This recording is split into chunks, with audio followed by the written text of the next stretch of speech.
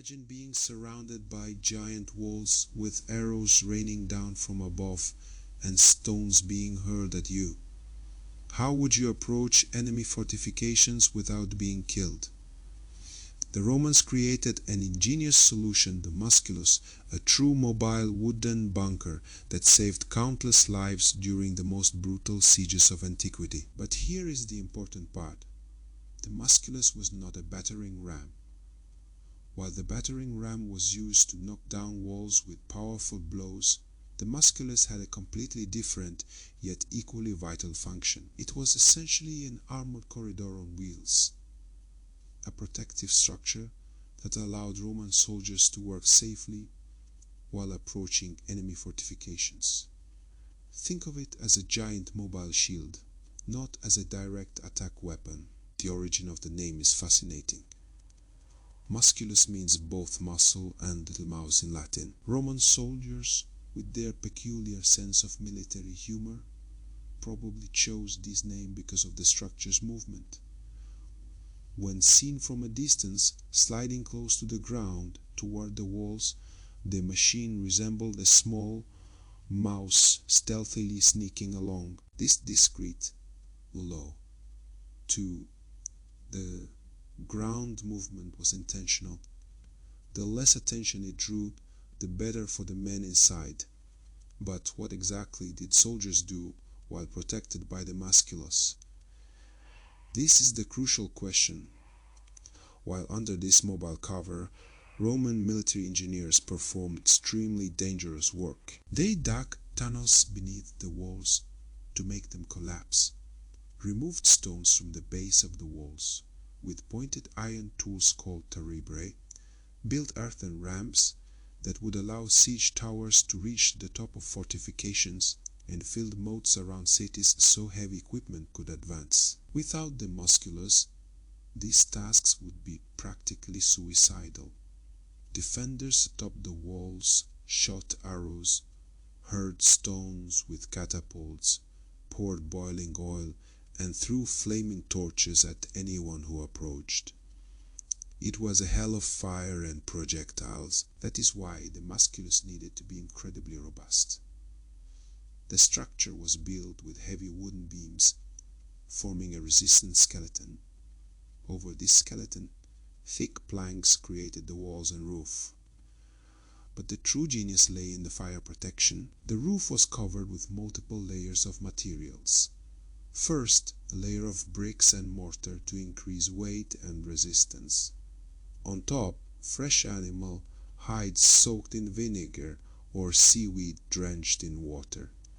These moist layers were extremely effective against incendiary projectiles, as fire simply couldn't spread over wet surfaces. The dimensions of the Musculus varied according to need, but we have a precise record from Julius Caesar during the siege of Massilia in 49 BC, a crucial episode of the Roman Civil War. Caesar described the Musculus of impressive dimensions, 18 meters long, about 1.5 meters wide, and just over 1.5 meters tall. It was large enough to shelter several men working simultaneously, yet low enough to offer a reduced silhouette to defenders above. The siege of Massilia, present-day Marseille, is the perfect example of how the Musculus worked in practice. The city, allied with Pompey, closed its gates to Caesar. The defenders of Massilia possessed powerful artillery, ballistae, that fired enormous projectiles capable of destroying common Roman structures. Standard protections called Vinei and Plutai simply couldn't withstand the massive bombardment. That is when Caesar ordered the construction of a reinforced Musculus. His engineers spent weeks building this mobile fortress, much more robust than any previous structure. Once completed, the Romans slowly pushed it toward the walls. Protected inside, soldiers began sapping work, undermining the wall's foundations. Despite the incessant fire from above, the Musculus held firm. Eventually, one of the wall's towers began to give way, weakened by the excavation work. The defenders, realizing the fall was inevitable, requested a truce. Here is the fundamental difference. The battering ram knocked down walls by repeatedly hitting them with brute force. The Musculus allowed the Romans to dismantle walls from below, digging and removing foundations in a methodical and protected manner. One was direct force, the other was protected strategy. The Roman military writer Vegetius, who lived in the late 4th and possibly early 5th century AD, documented the Musculus in his work De Re Militari, one of the most important military manuals of antiquity. Vegetius emphasized that this machine was essential when Romans needed to build or maintain siege ramps leading to enemy walls. Without the Musculus, these ramps simply couldn't be built under the defenders' constant fire.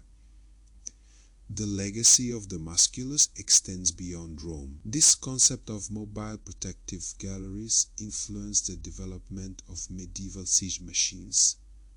During the Middle Ages, similar structures were used throughout Europe, adapted and improved, but always based on the Roman principle: protect the attackers while they work to weaken enemy defenses. The Musculus perfectly represents the Roman military mindset.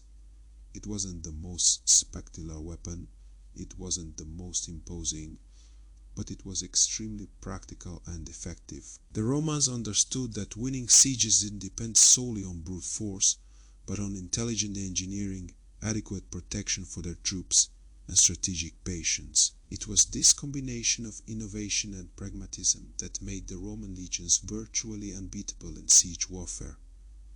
So, next time you think about Roman war machines, remember the Musculus, the little wooden mouse, saved more lives and conquered more cities than many seemingly more impressive weapons. It embodies Roman genius, practical and ingenious solutions to the deadliest problems of the battlefield.